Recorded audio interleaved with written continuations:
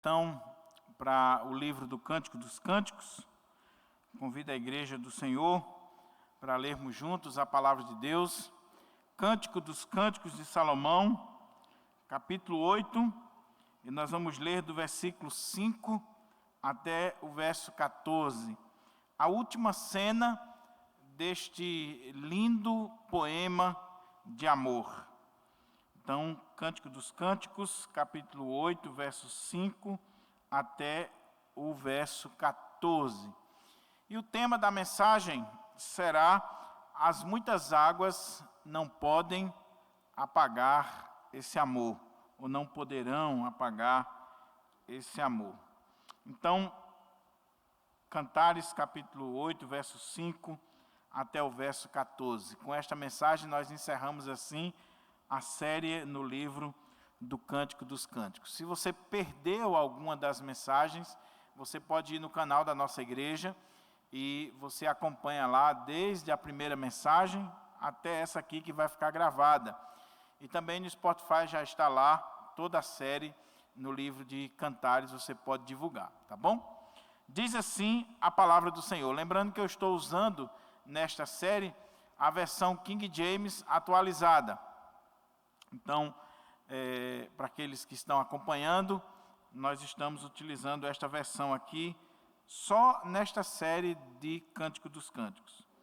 Diz assim a palavra de Deus: quem, pois, é esta que vem subindo do deserto, apoiada no seu amado? Debaixo da macieira eu te despertei. Ali esteve a tua mãe com dores de parto. Ali esteve com dores aquela que te deu a luz.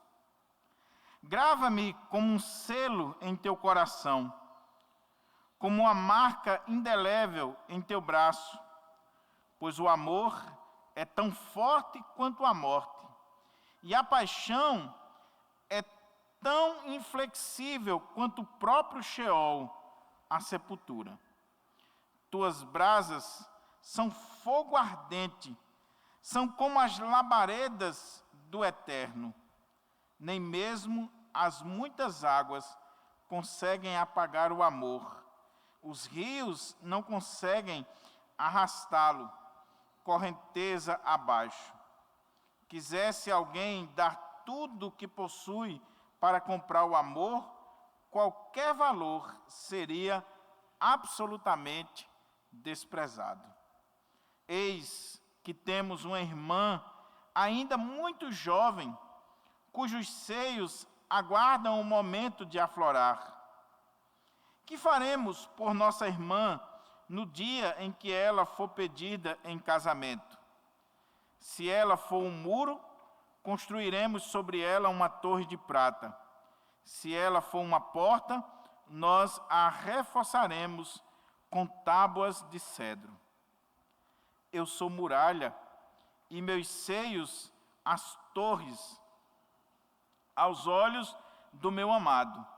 Porém, sou a mensageira da paz. Salomão possuía uma vinha em Baal-Hamon. Ele entregou a sua vinha a arrendatários.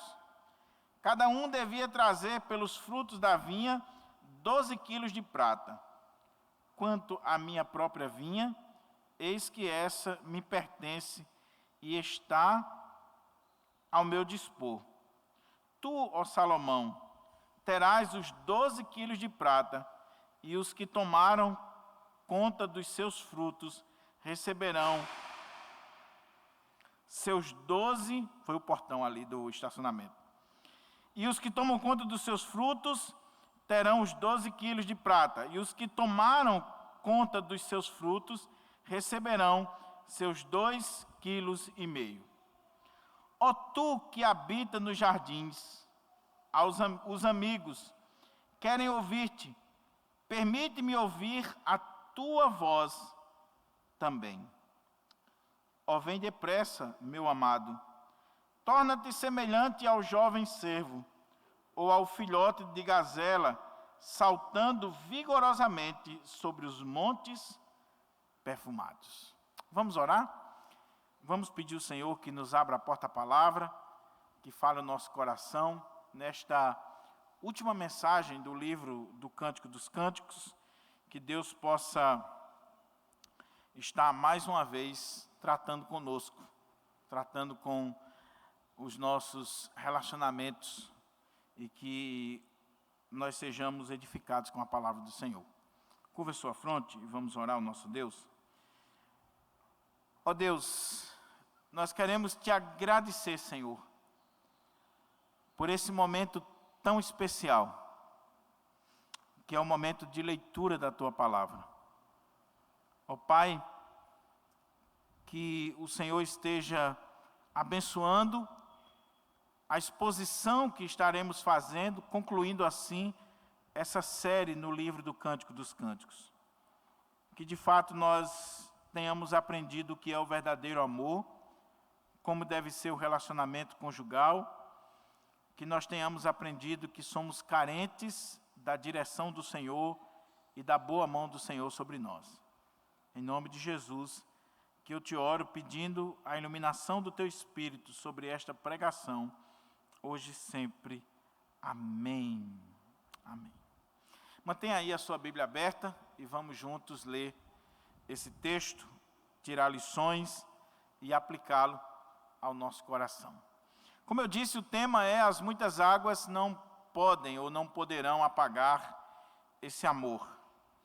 Capítulo 8, verso 5 até o verso 14, nós temos diante de nós a última cena deste grande poema e desse lindo poema que é o livro do Cântico dos Cânticos.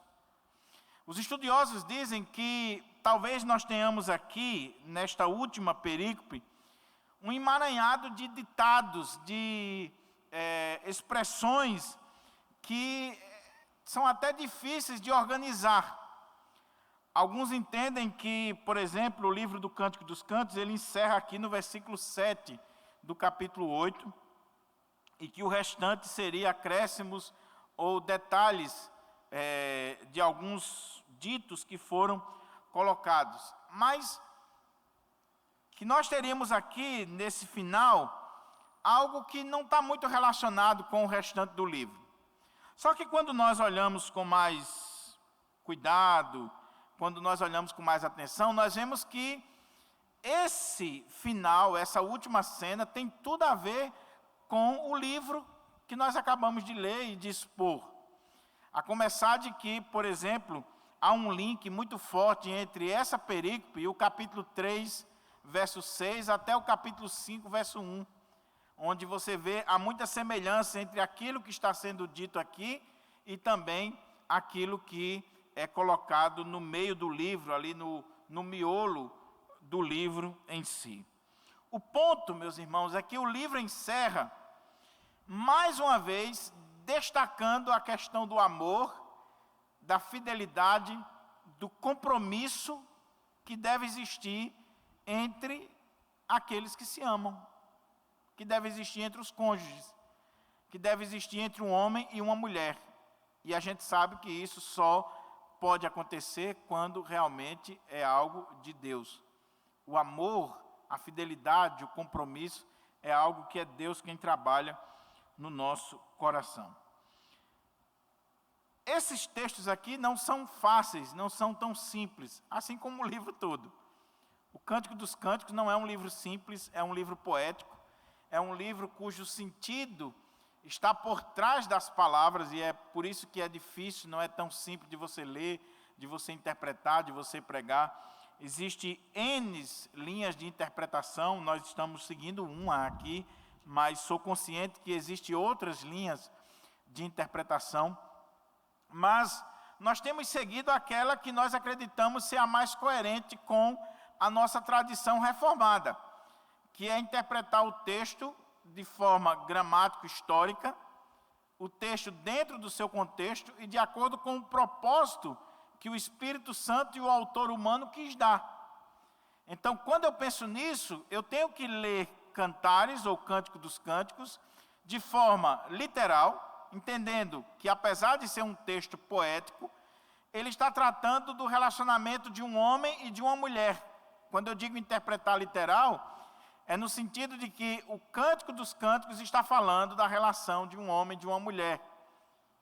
E não simplesmente partir para uma interpretação alegórica, como muitos fazem, e dizer que Cântico dos Cânticos de Salomão é um livro pura e simplesmente espiritual, que está tratando do relacionamento de Cristo com a igreja, e é por isso que ele está na Bíblia. E geralmente o que está por trás daqueles que defendem essa linha de interpretação é um preconceito com relação ao sexo.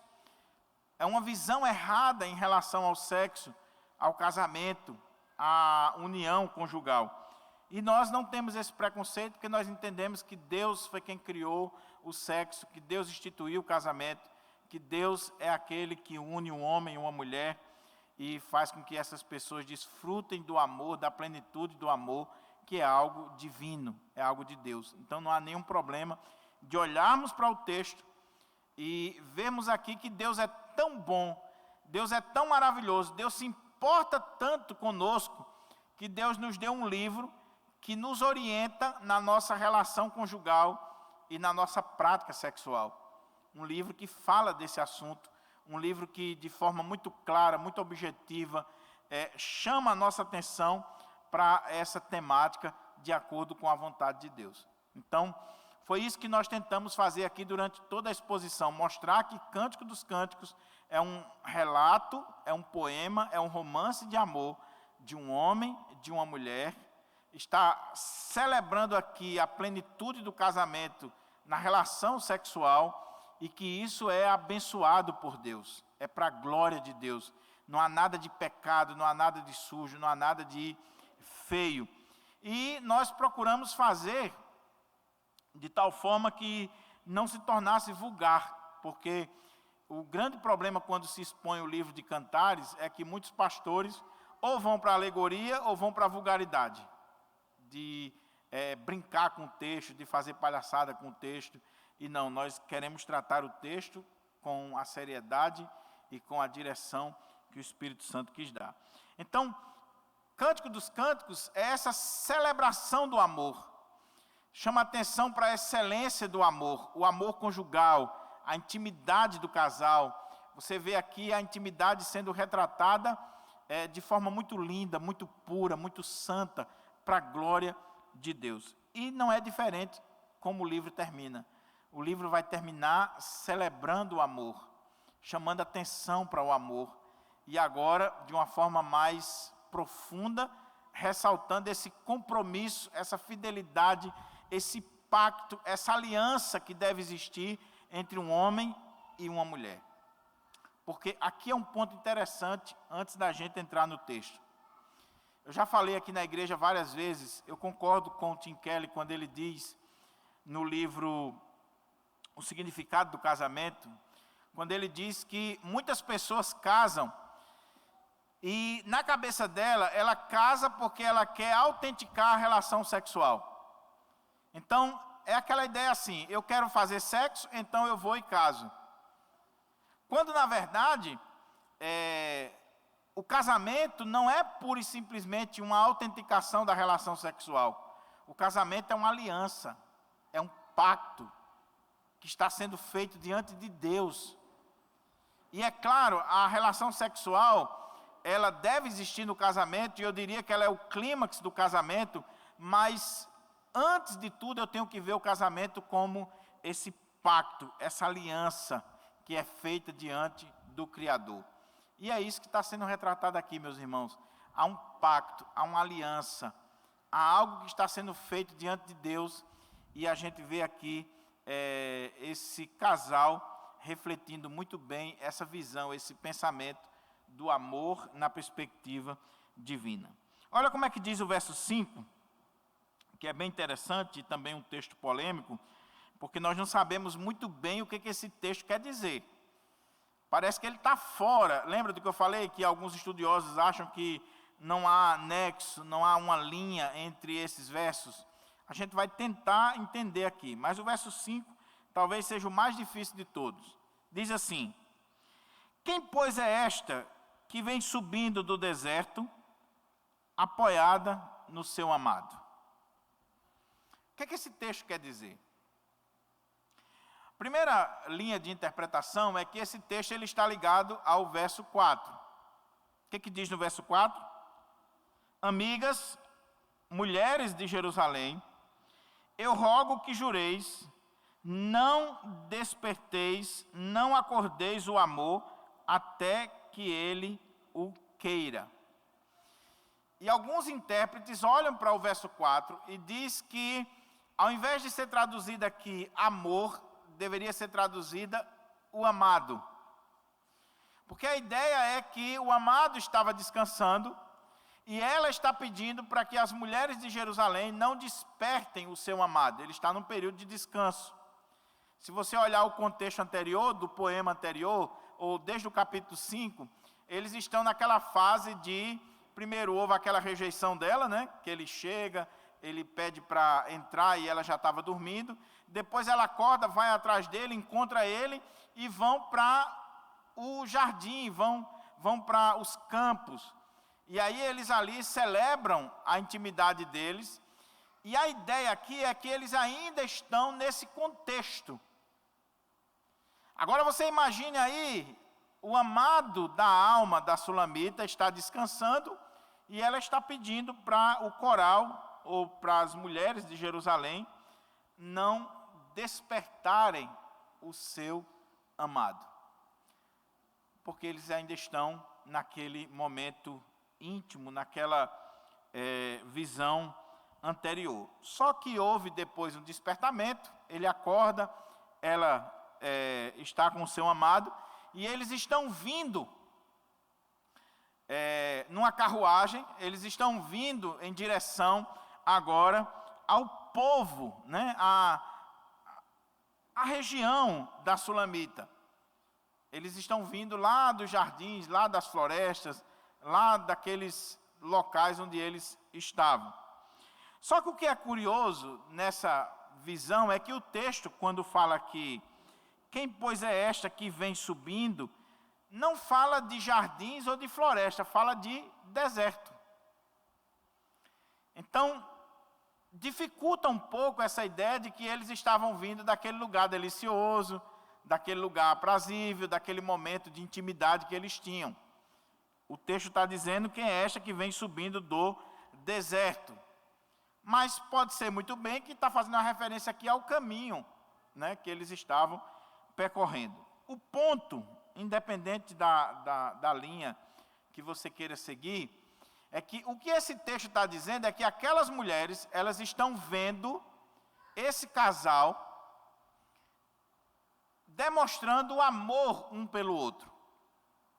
Imagine você estar aqui e de repente chega aqui uma carruagem, ou chega um carro, chega alguém, e você olha para dentro do carro e vê um casal namorado, um casal abraçado, e como é que diz o texto? Apoiada ao seu amado, encostada ao seu amado, ou abraçada. Eles estão ali demonstrando com essa imagem, com essa cena aqui, que existe sim amor, existe intimidade entre eles.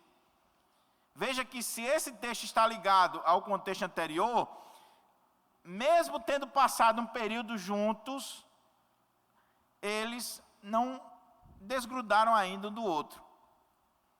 Porque às vezes o casal, quem é casado aqui sabe muito bem, na hora da intimidade é aquela coisa, né? Passou a intimidade, um para um lado, outro para o outro, aí já anda um na frente, outro atrás, não existe mais aquela liga, né? Como está aqui, um encostado no outro, abraçado ao outro, com esse amor, essa demonstração de amor. Então, o que encantou aqui as mulheres de Jerusalém, aquele coral, é que esse casal está vindo do deserto, está vindo de regiões inóspitas, está vindo de viagem, e a cena que está chamando a atenção delas não é só o fato deles estarem chegando, não é só o fato deles estarem vindo numa carruagem real, mas é o fato de olharem para aquela carruagem e ver que a mulher está encostada, está abraçada, está demonstrando esse carinho, essa intimidade do casal. Veja bem, meus irmãos, eu acho muito bonito quando eu vejo um casal abraçado, pegado na mão. Às vezes na igreja até a gente olha, né? O casal senta juntinho ali, aí um abraça o outro. E eu não sou contra isso, não. Pelo contrário, eu acho que é uma boa e uma grande demonstração de amor e de intimidade. Eu sou contra quando a coisa é falsa. Quando se está demonstrando uma intimidade em público que não existe no privado. Na frente das pessoas é pegado na mão, é abraçado, é aquele mela-mela, é beijinho para lá, beijinho para cá, mas isso não revela o dia a dia. Isso não revela realmente o secreto, o privado. O que eu estou dizendo é que esse casal aqui chama a nossa atenção, porque se você olhar desde o capítulo 4, eles vêm tendo intimidades, eles vêm revelando uma intimidade muito profunda. E agora, mesmo viajando, mesmo chegando para visitar, talvez os seus parentes, aquela região ali, eles continuam tendo esse afago, esse carinho, esse apego um ao outro, a ponto de chamar a atenção das pessoas. Então, é muito interessante isso aqui. Só que o texto continua, e aqui tem outra polêmica interessante, porque se você olhar aqui, pelo menos na King James, vai colocar essas palavras na boca do amado. Mas em outras versões, coloca essas palavras na boca da mulher, da amada. Né? Quem tem aí a versão atualizada, o NVI, você vai ver, eu não lembro agora se é NVI também, mas você vai ver que quem está falando aqui é a amada. Mas aqui na King James, quem está falando é o amado. Inclusive eles colocaram assim, o amado declara a amada. Eu vou seguir a linha de que quem está falando aqui é a amada. É claro que pode ser que o texto dê brecha para ser o amado. Mas levando-se em consideração que em todo o contexto do livro, quem fala mais é a mulher, levando-se em consideração o que vai ser dito aqui, eu entendo, eu sigo a linha daqueles estudiosos e de algumas traduções, que essas palavras aqui, elas estão saindo da boca da sulamita, que não seria o amado que estava falando. A sua versão aí, Rafael, coloca essas palavras como sendo ela, né? É atualizada, né? Muito bem. Então, olha como é que diz o texto, que é interessantíssimo, e que vai começar a reafirmar para nós o que é um verdadeiro amor e como deve ser o compromisso, a fidelidade de um casal. Olha que coisa interessante. Lembre do contexto da viagem, viu? Eles estão vindo de um tempo, num sítio, de uma viagem romântica e continuam abraçados, continuam demonstrando carinho, amor, afago um para com o outro. E agora, a amada, ou gramaticalmente pode ser também um amado, porém, pelo contexto, eu acho que faz mais sentido acreditar que seja ela que está falando. Diz assim, debaixo da macieira, eu te despertei. Ali esteve a tua mãe com dores de parto. Ali esteve com dores de partos aquela que te deu a luz. O que esse texto quer dizer? Veja bem, ou Salomão, ou com toda a probabilidade, a sulamita, eles estão fazendo aqui uma reflexão sobre a união deles. O fato deles estarem juntos. E eles chegam à conclusão que um nasceu para o outro. E como é que eles chegam a essa conclusão? Ela vai dizer que desde o momento que a mãe dele deu a luz a ele, que eles já estavam destinados um para o outro, porque desde aquele momento, lembre que o texto é poético, você está diante de uma poesia, não é literal isso aqui, é uma reflexão. Então, a poesia você tem a chamada licença poética. Então, desde o nascimento, desde o dia que a mãe dele deu a luz a ele, ela já tinha certeza que ele nasceu para ela. Isso aqui é uma declaração de amor, isso aqui é uma reflexão de que um nasceu para o outro. Olha como é que faz sentido. Debaixo da macieira, e macieira no texto poético, na literatura poética, as árvores frutíferas, elas têm essa ideia de amor, de fertilidade, de intimidade. Então, macieira aqui você vai ver que já apareceu em vários momentos no livro de Cânticos. E até na filosofia e na história você vê a maçã, algumas frutas sendo ligadas à questão da sexualidade. O que ela quer chamar a atenção é o seguinte, que o nascimento dele, quando a sua mãe deu à luz, quando a sua mãe gerou aquele filho, desde ali ela já tinha despertado o amor dele. É claro que se isso aqui fosse literal, essa mulher tinha que ser presa, né? É um absurdo o que está sendo dito aqui, mas lembre-se que nós estamos diante de uma poesia. Isso aqui é a intensidade do amor. Então o que ela quer dizer, trocando em miúdos, é que desde o nascimento, ela entende que ele nasceu para ela e que ela havia despertado o seu amor. Você já teve essa ideia? Você consegue olhar para o seu casamento, para o seu noivado, para o seu namoro, a partir desta perspectiva? Você consegue olhar para o seu cônjuge nessa perspectiva de dizer assim, nós nascemos um para o outro, desde quando você nasceu, esse amor por mim, ou esse amor que eu tenho por você, já havia sido despertado? Irmãos, essa é a visão correta do casamento, do relacionamento. O problema é que nós estamos vivendo em uma cultura do ficar, do descartável, onde não existe mais essa visão compromissada, nem do namoro, nem do noivado e muito menos do casamento.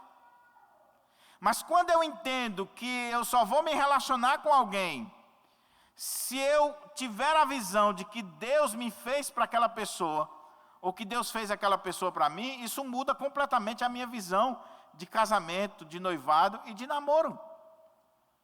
Acaba com essa história de ficar um com o outro, de ficar com 2, 3. Acaba. Então, nós precisamos restaurar essa visão bíblica do relacionamento conjugal. Nós precisamos perguntar, Senhor, quem o Senhor separou para mim? Quem o Senhor escolheu para mim? Quem é que o Senhor quer que eu me relacione? É isso que está sendo colocado aqui de uma forma poética, de uma forma muito interessante para nós. Olha, desde lá do nascimento, eu já despertei o seu amor. É claro que ela está colocando aqui na visão humana, né? Mas quem está por trás é Deus. Desde o nascimento eu já despertei o seu amor. Quando sua mãe deu à luz, você, em outras palavras, você já era escolhido para mim. E eu já estava despertando você. Eu já estava nos seus planos. Eu já estava na sua história. Eu já fazia parte da sua vida. E veja que o Espírito Santo é tão sábio que gramaticalmente ele deixou a possibilidade no texto das palavras estar tanto na boca do homem como na boca da mulher. Porque tanto o homem pode chegar a essa conclusão, como a mulher pode chegar a essa conclusão. De olhar para o cônjuge e dizer assim, você faz parte da minha vida, porque desde o seu nascimento, Deus nos uniu, Deus nos escolheu, Deus já tinha um plano na nossa vida. Como nós estamos precisando resgatar essa visão de relacionamento conjugal na vida da igreja. Porque, infelizmente, a grande maioria, principalmente dos jovens das nossas igrejas que estão na fase do namoro, eles não namoram mais com essa perspectiva. Eles estão namorando como o jovem do mundo, com a mentalidade do mundo. fica com um aqui, fica com outro acolá, beija na boca de um aqui, beija na boca de outro acolá. Não se leva em consideração essa ideia. Quem Deus escolheu para mim? É muito raro você ver um jovem hoje numa igreja dizer assim: eu só vou beijar na boca daquela pessoa que eu tiver consciência que Deus escolheu para mim, que vai ser a pessoa que eu vou casar com ela. É raro você ver isso hoje. É raro. Mas essa é a visão correta. Então, partindo disso, partindo desse pressuposto de que um nasceu para o outro, de que havia já desde o nascimento esse enlace, esse compromisso, esse despertar do amor um para com o outro, aí ela vai falar algo interessante. Porque se eu tenho consciência que Deus é quem está nesse negócio, e que Deus, desde o meu nascimento, Deus me fez para o meu cônjuge, o que eu vou exigir dele ou dela, ou o que ela vai exigir de mim? Olha como é que diz o texto aí. Grava-me como um selo em teu coração, como uma marca indelével em teus braços, pois o amor é tão forte quanto a morte, e a paixão é tão inflexível quanto a própria sepultura ou o Sheol. Tuas brasas são fogo ardente, são como as labaredas do Eterno. Nem mesmo as muitas águas conseguem apagar o amor. Os rios não conseguem arrastá-lo, correntezas abaixo. Aí ela diz: quisesse alguém dar tudo o que possui para comprar o amor, qualquer valor seria absolutamente desprezado. Veja que ela não está falando de qualquer amor. Ela está falando de um amor numa perspectiva divina, de escolha divina, de eleição divina, de Deus estabelecer um para o outro desde o nascimento. Desde o nascimento. E quando eu tenho essa consciência de que aquela pessoa que está comigo, ela foi escolhida para estar comigo desde o nascimento, nós vamos firmar um compromisso. E qual era o compromisso? Ela diz: coloca-me como selo, grava-me como um selo em teu coração, como uma marca indelével em teus braços. Qual é o ponto aqui? Nos tempos idos, nos tempos antigos, as pessoas andavam com... Não se assinava, né? Nem todo mundo sabia assinar. Então se andava com aquele anel que selava as cartas, os documentos, andava-se com ele no pescoço. Havia uma espécie de cordão, e aquele anelzinho que era usado para selar documentos, andava-se com ele no pescoço. E aí, o que acontecia? Você comprava alguma coisa, você fechava algum negócio, você selava aquilo ali, e aquilo ali indicava que era propriedade sua, exclusiva. O que ela está dizendo é: como nós nascemos um para o outro, agora coloca-me como selo sobre o teu coração, grava-me como selo. Vamos firmar esse compromisso. E aí ela diz, olha a continuação: com marcas indeléveis em teus braços. Ela está querendo aqui que seja imprimido ou impresso no seu corpo, no seu coração, na sua alma, de que um nasceu para o outro. O que é que nós estamos vendo aqui? Compromisso de fidelidade, de amor, de companheirismo, sendo firmado um para com o outro. Se eu nasci para você, se você nasceu para mim, nós vamos agora firmar um compromisso, nós vamos selar esse compromisso, nós vamos imprimir isso aqui, nós vamos deixar isso aqui como uma marca indelével na nossa vida, de que nós nos amamos, de que nós nascemos um para o outro. Então, grava-me como um selo em teu coração, como uma marca indelével em teus braços. Por quê? Aí ela diz: pois o amor, E aqui nós estamos vendo que existe um verdadeiro amor. Pois o amor, como é que o texto coloca?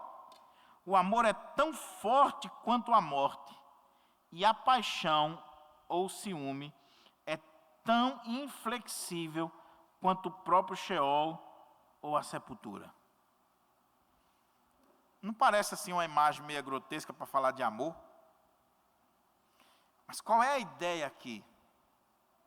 A ideia é, você já viu a sepultura abrir mão dos seus mortos? Você já viu a sepultura devolver os seus mortos? Não. O que ela está dizendo é que se nós nascemos um para o outro, se desde criança houve esse despertar do amor um para com o outro, provando que nós nascemos um para o outro, então nós devemos firmar um compromisso de tal ponto de selarmos esse compromisso, de imprimirmos, colocarmos como marca na nossa vida esse compromisso. Por quê? Por que nós devemos fazer esse compromisso? Porque o verdadeiro amor, ele é tão forte como a morte. E ele é tão inflexível como a sepultura. A morte, a sepultura não devolve aqueles que são seus. Essa é a ideia. Não abre mão daqueles que são seus. Então o que ela está dizendo é, não pode existir em nós essa ideia de abrir mão do outro, de não querer saber mais um do outro, de qualquer coisinha separa. Hoje, infelizmente, as pessoas já casam pensando em se separar. Elas já casam com a mentalidade de que provavelmente não vai dar certo, então vamos tentar. Por quê? Porque falta o fundamento. Qual é o fundamento? Deus me escolheu para você, Deus te escolheu para mim. Nós estamos unidos porque nós cremos que nascemos um para o outro. E porque nascemos um para o outro, nós vamos colocar como selo em nosso coração, nós vamos firmar esse compromisso, nós vamos imprimir essa marca, esse compromisso de forma indelével na nossa vida. Por quê? Pois o amor é forte quanto a morte. E a paixão aqui, algumas traduções aí diz ciúme. Mas a palavra aí, ela traz a ideia de zelo. Ou seja, esse amor, ele é tão profundo, esse amor é tão verdadeiro, que ele manifesta-se nessa paixão, nesse zelo. E olha a imagem que vai ser usada aqui para esse zelo, essa paixão. É tão inflexível quanto o Sheol, a sepultura. Tuas brasas são fogo ardente, são como as labaredas do eterno. A ideia aqui, meus irmãos, Sheol, e que está sendo usada aqui para labaredas de fogo, também, no contexto da época, era o lixão das cidades, onde era queimado lá o lixo, e aquele fogo não se apagava. Aquele fogo queimava diuturnamente. Então, aquele lixão da cidade, onde era queimado o fogo, você tinha ali labaredas de dia e de noite. O que ela está colocando aqui? Que esse amor que é manifesto agora em zelo, em ciúme, entre aspas, ou paixão, esse amor que existe um para com o outro, e que foi firmado como um selo, como uma marca, ele não pode acabar.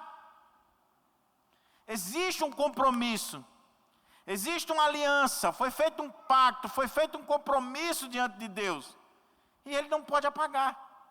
E se é o verdadeiro amor, se a base é realmente de Deus, é bíblica, se eu estou me relacionando da forma correta, esse amor, ele é tão inflexível como o Sheol, como a sepultura, ele é tão forte quanto a morte, ele não volta atrás.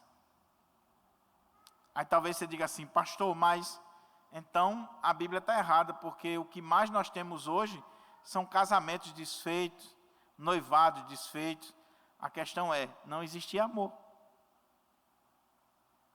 Não existia amor. Havia interesses, Havia outros motivos. Mas o que uniu aquelas pessoas não foi o verdadeiro amor. O que uniu aquelas pessoas pode ter sido os bens materiais, pode ter sido simplesmente a ideia do sexo.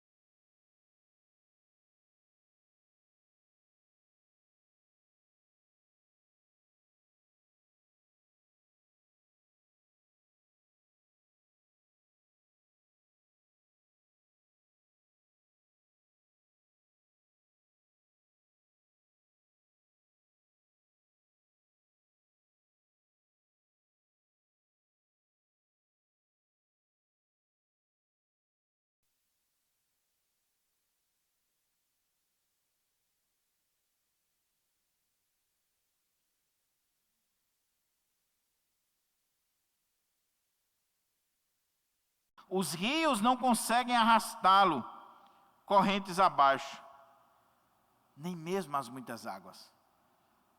E olha que água apaga fogo, né?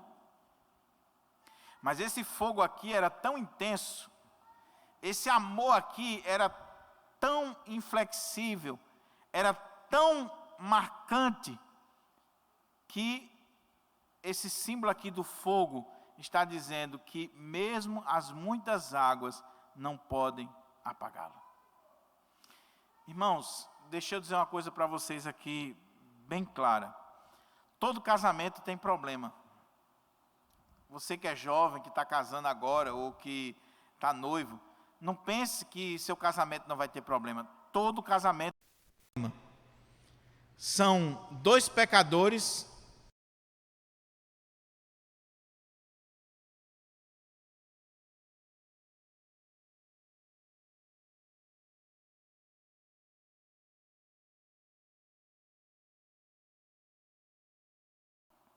Mas o que sustenta esse casamento é exatamente se a base foi o amor, se foi correto. Então, pense nisso, reflita sobre isso. Fale com Deus. Não comece o namoro, não dê sequência ao noivado, não vá para o altar sem que você tenha consciência do que está sendo colocado aqui. Que existe o verdadeiro amor na sua vida. Porque quando as águas das dificuldades, quando as águas, que vêm sobre nós baterem, se há o verdadeiro amor, elas não vão conseguir apagar esse amor. Porque as águas dos problemas vêm. As dificuldades vêm. O dia mau vem na nossa vida. Mas aí, o que ela diz aqui também? Veja o que ela está colocando. Um verdadeiro amor, ele deve ser colocado como um selo. Ele deve ser impresso na nossa vida de tal forma que firme ali um compromisso eterno. O verdadeiro amor, ele é como esse fogo que as muitas águas não podem. Mas um verdadeiro amor, olha o que diz o texto. Como é que diz? Quisesse alguém dar tudo o que possuía para comprar o amor, qualquer valor seria absolutamente desprezado. Qual é a ideia? O verdadeiro amor não se compra com dinheiro. Quantos ricos, quantos casamentos aí de celebridades, que é feito com tanta regalia, com tanta pompa, e você diz assim, meu Deus, olha que casamento tremendo, o casamento da princesa Diana. Aí pouco tempo depois, o que acontece? Traições, brigas, até morte. Por quê? Porque não é dinheiro que compra um verdadeiro amor. Não são bens materiais. Não é uma mansão que vai fazer uma mulher feliz ou um homem feliz. Não case por interesse. Não se relacione com alguém por causa dos bens que essa pessoa tem, o dinheiro que ela tem, o carro que ela tem. Não faça isso. Porque você vai se descobrir, ou você vai se pegar infeliz para o resto da vida. Eu sempre gosto de dizer o seguinte, é a minha visão, posso estar errado, mas eu acho que não tem coisa melhor do que o casal construir juntos. Começar do zero os dois. Ver a conquista do apartamento, ver a conquista dos móveis, ver a conquista do primeiro carro, os dois estarem crescendo, os dois estão buscando e estão conquistando. Porque na experiência que eu tenho como pastor, quando um cônjuge chega que já tem tudo, não tem a beleza da conquista. Não estou dizendo que seja algo de outro mundo, que seja errado, não. Estou dizendo que é um problema a mais. E que precisa ser administrado. E a nossa preocupação tem que ser, por que eu estou me relacionando com essa pessoa? Por causa do carro dela, do dinheiro dela, da mansão que ela tem? Ou porque existe amor? Porque existe realmente aqui um vínculo entre eu e essa pessoa. Porque eu creio que Deus me fez para ele ou para ela. É isso que tem que existir. Então, é preferível que você comece a namorar um jovem da igreja que seja pobre, que está começando a vida, que está estudando para concurso, que está entrando na universidade, do que você namorar o ricão, mas você não ama ele. Você vai ser infeliz para o resto da sua vida. Para o resto da sua vida. Então, pense nisso. Ela diz, olha, ainda que quisessem dar qualquer soma de valor, qualquer valor seria absolutamente desprezado para o verdadeiro amor. Nisso aqui, Nelson Rodrigues estava completamente errado, e Luiz Felipe Pondé também, porque ele dizia que dinheiro compra até amor verdadeiro. Mentira! Dinheiro pode comprar sexo, mas amor verdadeiro não. Dinheiro pode trazer uma satisfação ali momentânea, mas o amor verdadeiro não. Então, o amor verdadeiro não é comprado com dinheiro. O amor verdadeiro, ele tem um compromisso sério, firmado, como um selo que está sendo ali colocado no coração. O amor verdadeiro é essa marca que está sendo cunhada aqui, ou impressa na pessoa, que é simbolizada como fogo. Um fogo que queima e que muitas águas não podem apagar. Mas olha como é que o texto continua. Nem mesmo as muitas águas conseguem apagar o amor. Os rios não conseguem arrastá-lo correnteza abaixo. Quisesse alguém dar tudo o que possui para comprar o amor, qualquer valor seria absolutamente desprezado. Cuidado, e eu estou falando aqui principalmente para os homens, mas hoje, no contexto pós-moderno, as mulheres também têm caído nessa. Cuidado se você está querendo comprar o amor de alguém. Cuidado se você está se relacionando com alguém por causa dos bens daquela pessoa. Não se compra o amor. Não se compra o verdadeiro amor. Agora, olha o que diz o verso 8 e o verso 9, que é muito curioso. Parece que ele está fora do contexto. Mas os estudiosos entendem que, como esse último poema aqui está falando desse relacionamento conjugal, está chamando a atenção para esse compromisso do amor, está como que reafirmando esse compromisso de Salomão e da Sulamita. Então, os irmãos da Sulamita, eles estão trazendo à memória aquele período quando ela ainda era uma criança, uma jovenzinha, uma pré-adolescente, que sonhava em casar. Então, eles estão fazendo uma reflexão aqui muito interessante. Olha como é que diz o texto. Aqui já é a fala dos irmãos da noiva. Eis que temos uma irmã ainda muito jovem, cujos seios aguardam o momento de aflorar. Na outra versão diz, cujos seios são pequenininhos. Então está falando aqui de uma pré-adolescente, de uma moça que está desabrochando. Quem está falando aqui? Os irmãos dela. Eles é quem estão observando, eles é que estão vendo a sua irmã, que está ainda desabrochando, começando a vida. Aí eles dizem, que faremos por nossa irmã no dia em que ela for pedida em casamento. Nós temos a nossa irmãzinha, que ainda está começando a sair da adolescência, mas daqui a pouquinho ela vai estar pronta para casar. Ela vai estar pronta para ter a sua vida. O que é que nós vamos fazer com ela? E aqui, meus irmãos, está retratando para nós aquela cultura lá oriental, principalmente nos tempos bíblicos, onde os irmãos, os homens da casa, eles cuidavam das suas irmãs. O homem é o líder, e é ele que protege a mulher. O homem protege a sua esposa, o pai protege a sua filha, o irmão protege as suas irmãs. Quem trabalha muito bem isso é Douglas Wilson, nos seus livros. Então, os irmãos aqui, eles estão protegendo as suas irmãzinhas. Eles são responsáveis por ela, inclusive no que diz respeito à intimidade, o relacionamento delas. Eles não iriam permitir que qualquer um se aproveitasse das suas irmãs, enganasse as suas irmãs. Então, isso aqui não tem nada de machismo, meu irmão. Isso aqui é cuidado, é zelo, é amor, é proteção. Não é machismo. É o homem olhando para a mulher e cuidando dela, valorizando ela e não permitindo que ela seja usada. Então eles estão dizendo assim: eis que nós temos uma irmã, ainda muito jovem, não está pronta ainda para o casamento, não está pronta ainda para iniciar a sua vida sexual, o seu relacionamento. Mas o que é que nós vamos fazer quando ela estiver pronta e alguém pedir ela em casamento? O que nós vamos fazer? Então, esses irmãos já estavam pensando isso. Assim como eu penso com relação a Lídia.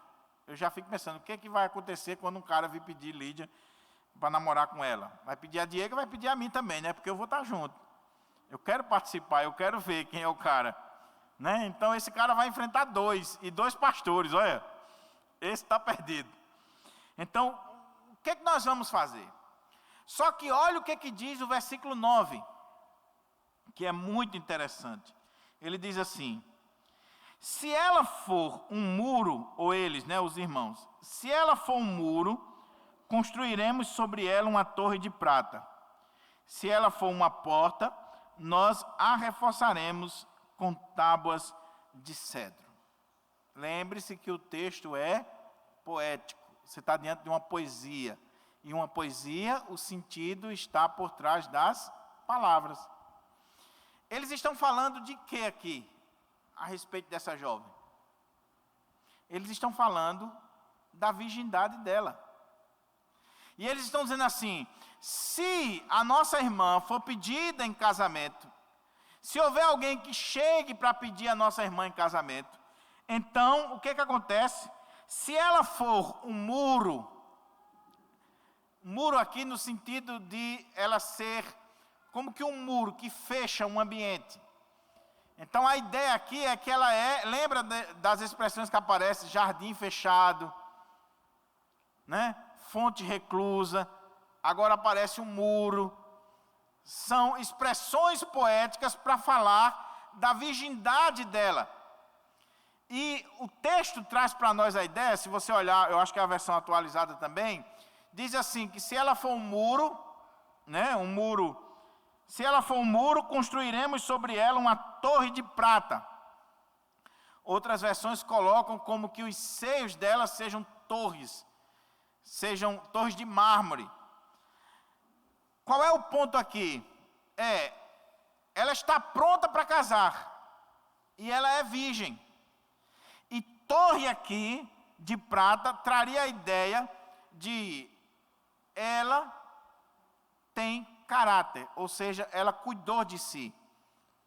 Qual era a ideia das torres nos muros? Lembra? O que acontecia com as torres nos muros? Ficavam ali os sentinelas que guardavam as cidades, nas torres dos muros. Então, o que eles estão dizendo é que, se ela for virgem, eles vão cuidar delas, eles vão construir torres, e eles vão estar cuidando dela, vão estar como que vigiando, para que alguém não se aproveite dela. Isso significa dizer que aquela jovem, ela cuidou da sua virgindade e os seus irmãos estão, mais uma vez, ali preocupados e cuidando dela. Mas, vamos dizer, olha o que o texto diz. Construiremos uma torre de prata.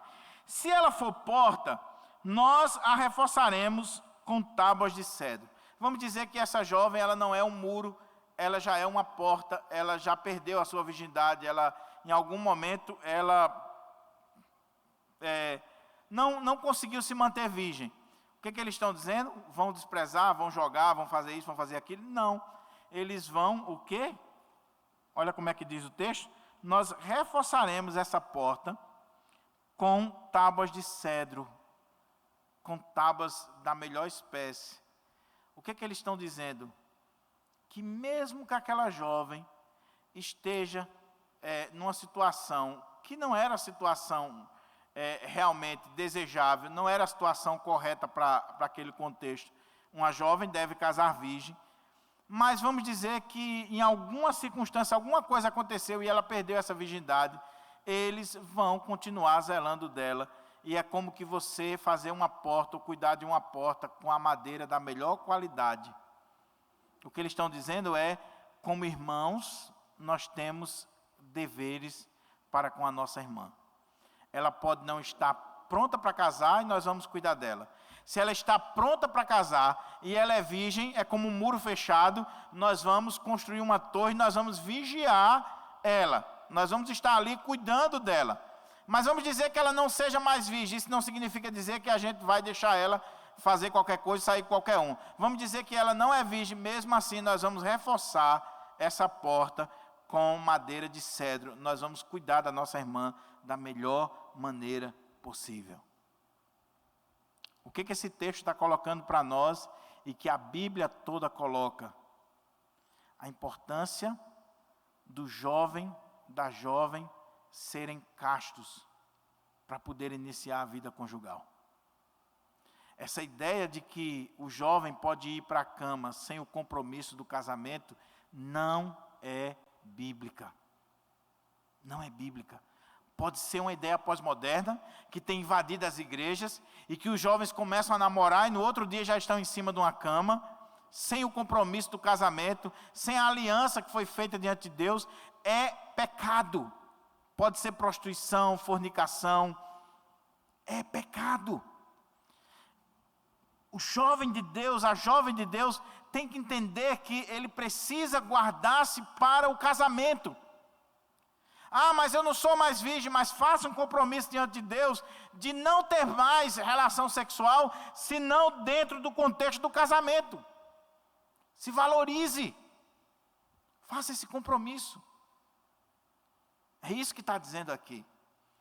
E veja, meus irmãos, esse texto está sendo trabalhado em uma cultura de mais de 2000 anos atrás. Mas parece que ele foi escrito hoje, porque ele é atual para a vida da igreja, para todos nós, para os jovens das nossas igrejas, para as meninas das nossas igrejas. Então, se valorize. Se um rapaz quer te levar para a cama sem o compromisso do casamento, sem ser homem suficiente para casar com você, ele não lhe ama. Ele só quer usar seu corpo. Ele só quer usar você. Então, cuidado, se valorize. Agora, veja que coisa interessante aqui. Porque essa é a reflexão dos irmãos dela. Mas olha o que ela diz. Agora é ela falando. Eu sou o quê? Eu sou muralha. Os meus seios são torres aos olhos do meu amado. Porém, sou a mensageira da paz. O que ela quer dizer aqui? O que ela está dizendo? Eu sou virgem. Eu me mantive pura. Eu esperei a hora do casamento. Eu sei o que Deus quer de mim.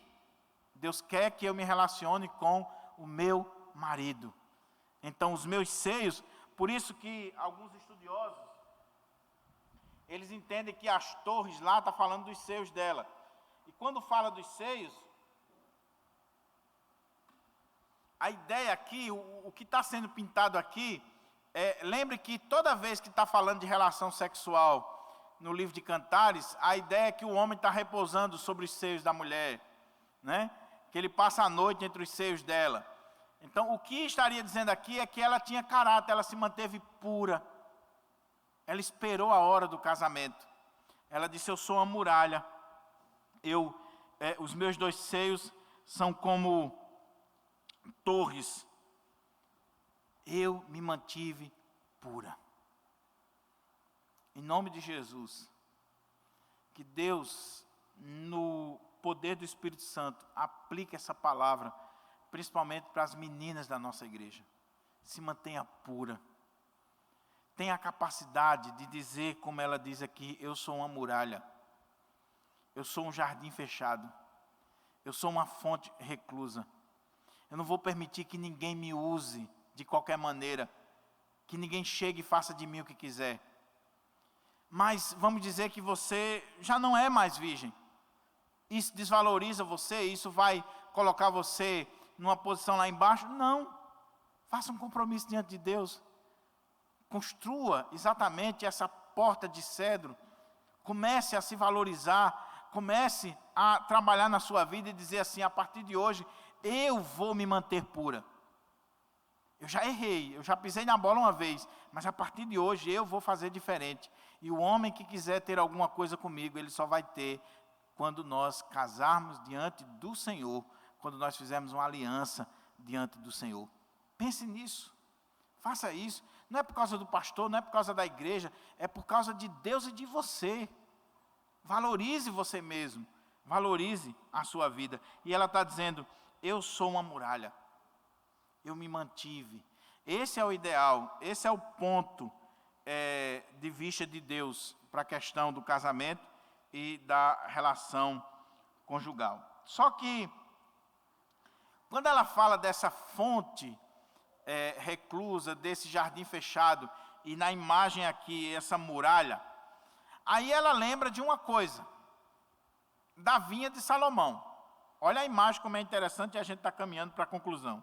Diz assim, Salomão possuía uma vinha em Baal-Amon. Ele entregou a sua vinha a arrendatários. Cada um devia trazer pelos frutos da vinha 12 quilos de prata. Quanto à minha própria vinha,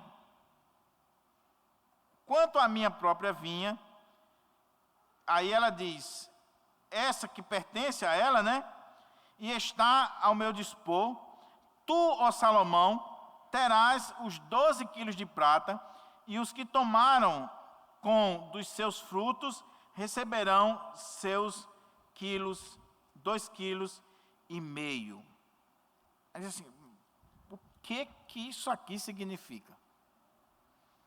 Lembre-se, nós estamos diante de um texto poético. Quando está falando de vinha de Salomão em Baal-Amon, primeiro esse local Baal-Amon até hoje não foi achado no mapa. Então não é literal.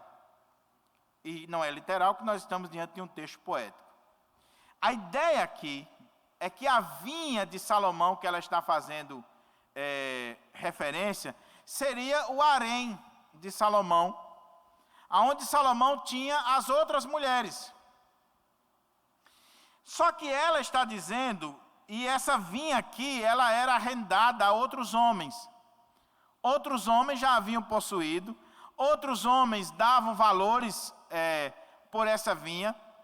Só que ela está dizendo, a minha vinha, e quando ela está falando da minha vinha, ela está falando de si mesmo.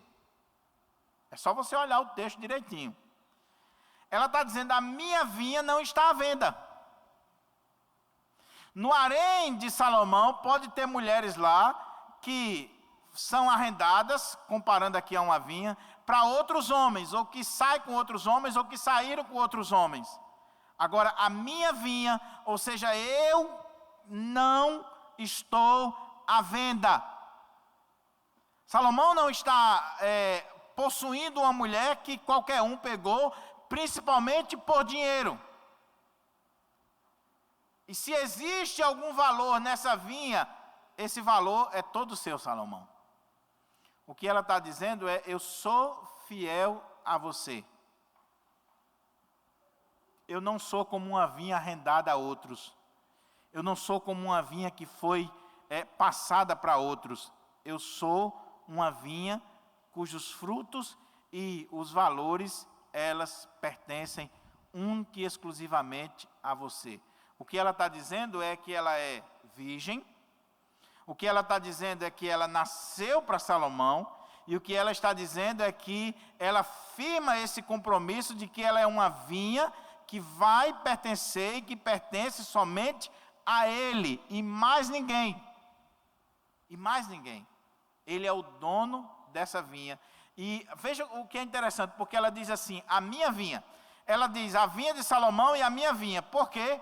Porque a vinha aqui é referência a ela, ao corpo dela, aos dotes naturais dela. Está falando dos seios, está falando de tudo aquilo que ele elogia nela. Ela está dizendo assim, a minha vinha, ou poderia muito bem ser traduzido, o meu corpo, a minha vida, a minha sexualidade me pertence. Eu estou repassando para você, eu estou dando para você. E o símbolo aqui é dessa compra, né? Mas eu não estou à venda para mais ninguém. O que está dizendo aqui? É o que Paulo vai dizer na carta aos Coríntios. Que o seu corpo é do seu marido. Que o corpo do seu marido é seu. Vocês são uma vinha que não devem ser arrendada ou passada para mais ninguém. Vocês pertencem única e exclusivamente um ao outro. Está falando de fidelidade. Não é atual? Nós precisamos resgatar isso aqui. Nós precisamos trazer isso de volta para os casamentos, para os relacionamentos. Eu não estou dizendo, não é aquela ideia que alguns aí, né, mais afoitos, dizem assim, não, primeiro que namorar tem que casar. Seria o ideal. Seria o ideal. Mas eu sei que é até perigoso. Agora, você precisa ter cuidado também para você não ser uma vinha que todo mundo já desfrutou dos frutos. Uma vinha que está à venda, que está arrendada, que todo mundo já pegou. Olha que coisa. Você precisa dizer assim, a minha vinha, eu valorizo a minha vinha. Eu valorizo a mim mesmo, eu valorizo o meu corpo. E não é todo mundo que vai pegar, principalmente por dinheiro. Não é todo mundo, não. Então, o que ela está dizendo é, eu não sou qualquer tipo de mulher, eu não sou qualquer tipo de moça, eu não sou como as moças do seu harém, eu não sou como as mulheres lá que se relacionavam, eu sou uma mulher diferenciada. Eu sou um muro fechado. E concluindo, para a gente partir aqui para algumas aplicações. Aí o texto diz assim, o amado, né? Ó tu que habitas nos jardins, os amigos querem ouvir-te. Permite-nos ouvir a tua voz, a tua doce voz. É o amado agora, depois dessas declarações e dessas palavras, ele está dizendo, ó tu que habitas nos jardins. E a grande maioria dos exegetas entendem que ele está usando mais uma vez a imagem do jardim, que em Cantares, jardim está falando de virgindade. Ela é um jardim fechado. Então, ó tu que habitas nos jardins, eu quero ouvir a tua voz. E não só eu quero ouvir a tua voz, mas os amigos, as pessoas que estavam ao redor, queriam ouvir a doce voz, a maneira dela ser. Porque quando uma mulher é pura, quando uma mulher é santa, quando uma mulher se valoriza, todos admiram, todos observam. Preste atenção nisso aqui. Você é mais observado do que você imagina. Você está sendo vista. Você está sendo observada. E se você é alguém como essa menina aqui, que se mantém pura, que tem uma visão correta do amor, do casamento, da vida conjugal, você é alguém, como diz o texto aqui, que todos querem ouvir essa doce voz, essa maneira de ser. Todos querem conhecer. E Salomão está dizendo, venha. Ele está querendo agora ter esse encontro com ela. Ó tu que habitas nos jardins, os amigos querem ouvir-te, permita-me ouvir a tua doce voz também. Aí ela responde: ó, vem depressa, meu amado, vem. Ela chama ele, né? Torna-te semelhante ao jovem cervo, ou ao filhote da gazela, saltando vigorosamente sobre os montes perfumados. Mais uma vez, de forma poética, retratando aqui a união conjugal, a sexualidade sendo vivida na sua plenitude e para a glória de Deus. Ele está dizendo, uma mulher desse jeito, uma mulher que entende o casamento como algo que Deus estabeleceu, que um foi feito para o outro. Uma mulher que olha para o amor e que quer que esse amor seja como um selo no coração, que quer que isso seja cunhado ou impresso na sua vida, que entende que nem um dinheiro consegue comprar o amor, que tem toda essa visão. É uma mulher que você quer desfrutar a sua vida com ela, que você quer ter um relacionamento íntimo, profundo com ela, o resto da sua vida. E as outras pessoas, os seus amigos, ainda olham e admiram esse relacionamento, esse casamento, esse cônjuge, essa pessoa que você começou a relacionar-se. Como eu disse, esse texto aqui, ele tem algumas aplicações para nós, o livro do Cântico dos Cânticos. Primeiro, Cântico dos Cânticos fala do verdadeiro amor. Ele começou falando do verdadeiro amor e termina chamando a atenção para o verdadeiro amor. Existe um verdadeiro amor. Quando nós vivemos a nossa sexualidade, o nosso casamento, o nosso namoro, o nosso noivado, na perspectiva de Deus, nós conhecemos o verdadeiro amor. Existe sim o verdadeiro amor. E muito mais quando nós estamos falando do amor de Deus. Deus nos ama com amor eterno. As muitas águas não podem apagar o amor de Deus na nossa vida. Eu espero em Deus que essa série de cantares tenha pelo menos despertado você para o verdadeiro amor, tenha chamado a sua atenção para o verdadeiro amor. Eu espero em Deus que essa série de cantares nos faça nos voltar mais para Deus, termos mais intimidade com Deus, amar mais a Deus, corresponder mais a esse amor de Deus. Mas eu espero em Deus também que essa série de cantares esteja fazendo nós refletirmos sobre o nosso casamento, o nosso noivado, o nosso namoro, se eles estão fundamentados em bases sólidas, bíblicas, na vontade de Deus, na revelação de Deus, se de fato nós estamos fazendo a coisa na perspectiva de Deus ou desse mundo pós-moderno. Que Deus aplique a sua palavra no nosso coração, que Deus desperte o amor no nosso coração, no tempo certo, na hora certa e para a glória dele. Nós vamos terminar essa série cantando um cântico que é conhecido de todos vocês, e nós vamos cantar esse cântico e depois nós estaremos encerrando e orando ao Senhor nosso Deus. Então, vamos ficar de pé para a gente cantar um cântico com o nosso irmão Renato, a nossa irmã Elaine, e a nossa oração é que o Espírito Santo de Deus esteja aplicando essa palavra no nosso coração.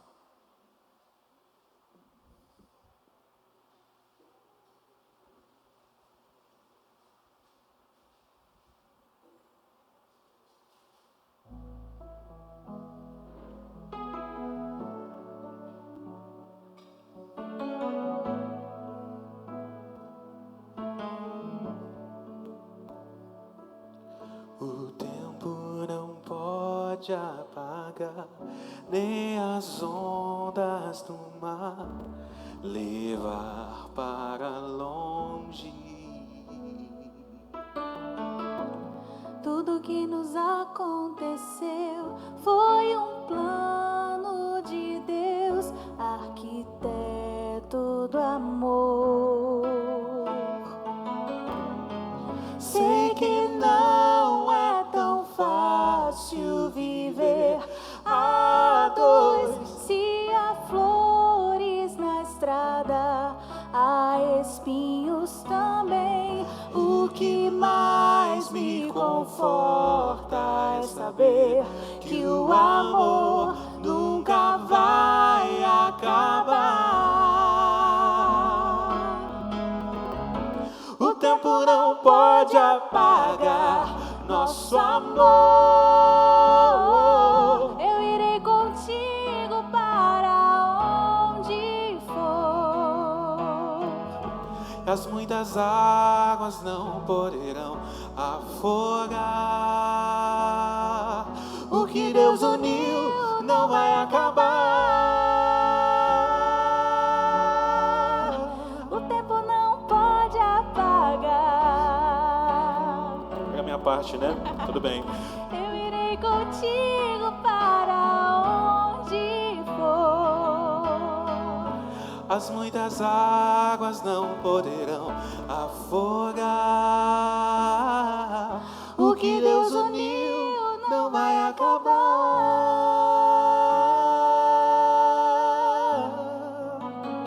Lembra o final?